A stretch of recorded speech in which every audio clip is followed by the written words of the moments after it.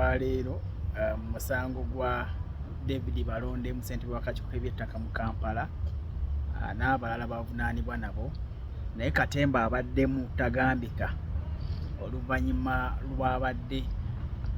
gw'abadde avunaanibwa naye Dr. Sseggujja okukkiriza omusango nga ye abadde takimanyi nti agenda kukkiriza omusango. Sseggujja olukkiriza omusango ne bamuwa ekibonerezo kyakusibwa emyaka 2 oba asasula obukadde 4.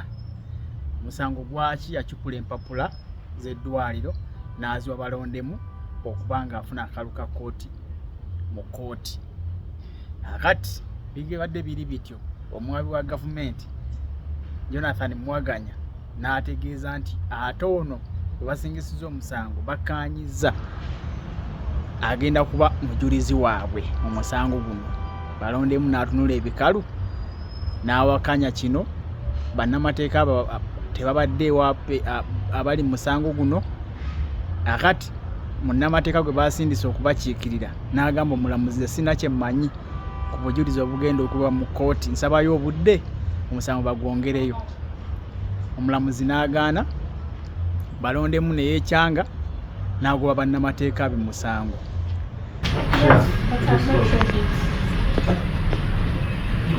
These are new occurrences. We didn't anticipate this.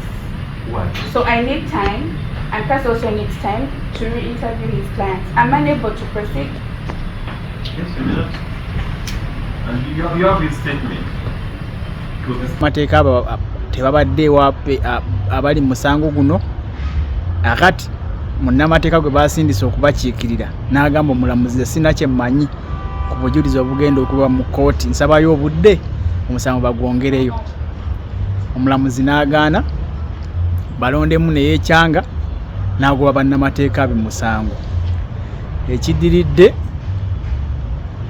omulamuzi n'agamba Balondemu, olina okugenda mu maaso n'omusango guno, ate ekirungi oli looya osobola okwewolereza bulungi. Munnange Balondemu nga taasaba kkooti nti emwongereyo obudde ate afune balooya abalala, omulamuzi n'agamba osaaga omusango ojja guwoza. Gye biggweredde nga bamuwadde essaawa mbale abe nga yeetereeza ayanukule era abuuze ebibuuzo omujulizi gw'abadde avunaanibwa naye asingisiddwa omusango. Balondemu mu kubuuza ebibuuzo Sseggujja abadde mukaawu era ebibuuzo ko biwulire. Sseggujja, I have evidence. Since 2016, like you said, rightly said, that I have been referring several patients to you after you purportedly indicated to me that you are a doctor, whereas not. Is that true? And all these patients, the ones that you have been purportedly treating on the premise that you are a doctor, whereas not, are going to sue you. Okay? I'm putting you on notice. You are risking our lives. What was the ulterior motive of taking me to Dr. Innocent for a medical checkup? Then later you issue a fake medical report. Your Honor, that question was asked. Balondemu n'asooka amutabukira n'amugamba gwe wagabye empapula ng'okimanyi nfu walina kigendererwa ki? How did the fake documents that Sseggujja made then later ended up with the third party, and then from third party back to Sseggujja, and then from Sseggujja to the lawyer? How? Later on a Sunday, Councillor Laka calls me and tells me, can you please share with me the document? And I shared it on his WhatsApp. To share the document.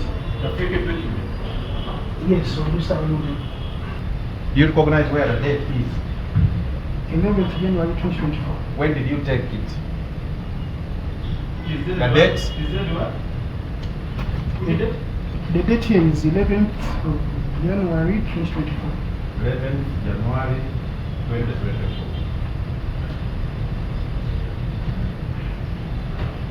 Now, the clarification I want you to make is This photo you take it in January the subsequent 2024. So was this before or after the forged documents were processed? This event of taking him to hospital, was it before or after the forged documents? It was before.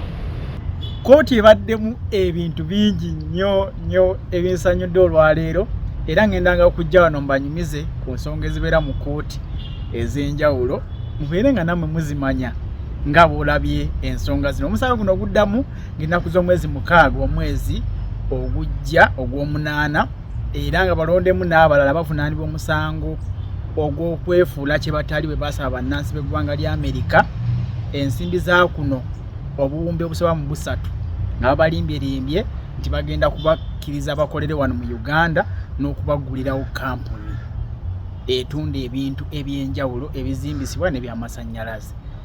Kwagaliza kyonjagaliza Ssaabasajja Kabaka awangaale.